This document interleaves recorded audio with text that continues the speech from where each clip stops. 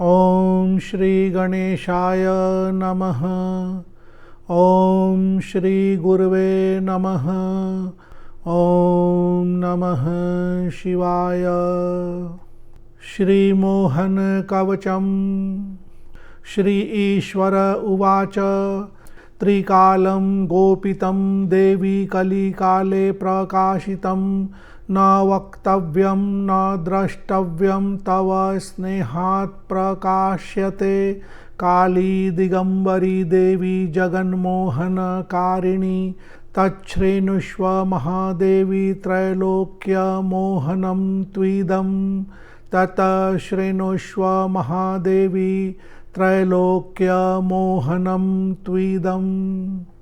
विनियोगः अस्य श्री महाकाल भैरव ऋषिः अनुष्टुप् छन्दः शमशान कालिका देवता सर्वमोहने विनियोगः। कवच ऐं क्रीं क्रूं क्रः स्वाहा विवादे पातु मां सदा क्लीं दक्षिणकालिका देवतायै सभामध्ये जयप्रदा क्रीं क्रीं श्यामाङ्गिन्यै शत्रुमारय मारय ह्रीं क्रीं क्रीं क्लीं त्रैलोक्यं वश्मानय ह्रीं श्रीं क्रीं मां रक्ष रक्ष विवादे राजगोचरे द्वाविंशत्यक्षरी ब्रह्म सर्वत्र रक्ष मां सदा कवचे वर्जिते यत्र तत्र मां पातु कीलका मां पातु कालिका सर्वत्र रक्ष मां देवी श्यामा तुग्रस्वरूपिणी। ऐं क्रीं क्रूं क्रः स्वाहा विवादे पातु मां सदा क्लीं दक्षिणकालिका देवतायै सभामध्ये जयप्रदा क्रीं क्रीं श्यामाङ्गिन्यै शत्रुमारय मारय ह्रीं क्रीं क्रीं क्लीं त्रैलोक्यं वशमानय ह्रीं श्रीं क्रीं मां रक्ष रक्ष विवादे राजगोचरे द्वाविंशत्यक्षरी ब्रह्म सर्वत्र रक्ष मां सदा कवचे वर्जिते यत्र तत्र मां पातु कालिका सर्वत्र रक्ष मां देवी श्यामा तुग्रस्वरूपिणी। ऐं क्रीं क्रूं क्रः स्वाहा विवादे पातु मां सदा क्लीं दक्षिणकालिका देवतायै सभामध्ये जयप्रदा क्रीं क्रीं श्यामाङ्गिन्यै शत्रुमारय मारय ह्रीं क्रीं क्रीं क्लीं त्रैलोक्यं वशमानय ह्रीं श्रीं क्रीं मां रक्ष रक्ष विवादे राजगोचरे द्वाविंशत्यक्षरी ब्रह्म सर्वत्र रक्ष मां सदा कवचे वर्जिते यत्र तत्र मां पातु कालिका सर्वत्र रक्ष मां देवी श्यामा तुग्रस्वरूपिणी।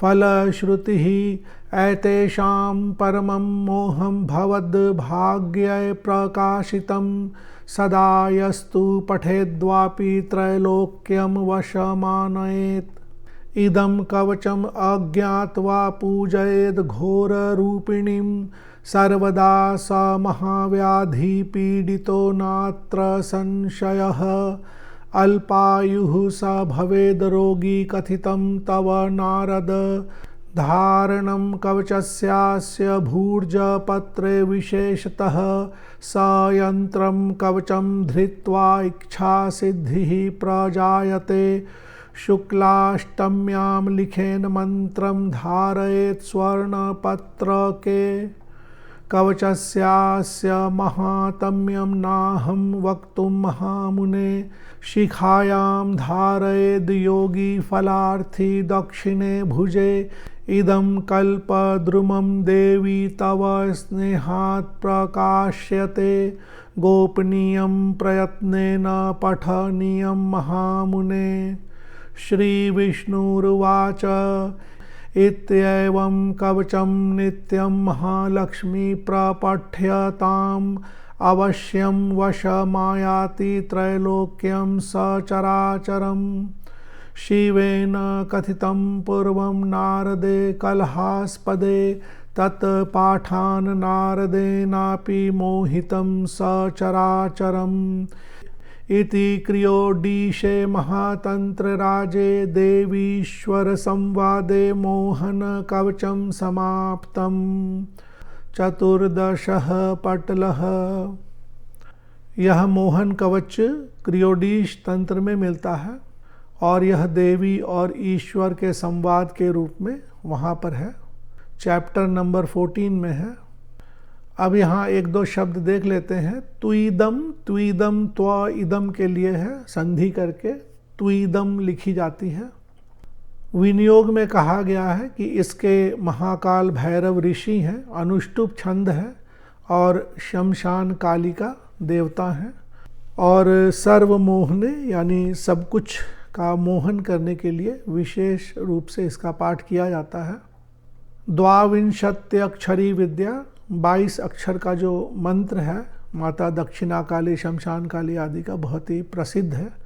तो यहाँ पर पाठ करते समय उन मंत्र का ध्यान रखें, ध्यान करें।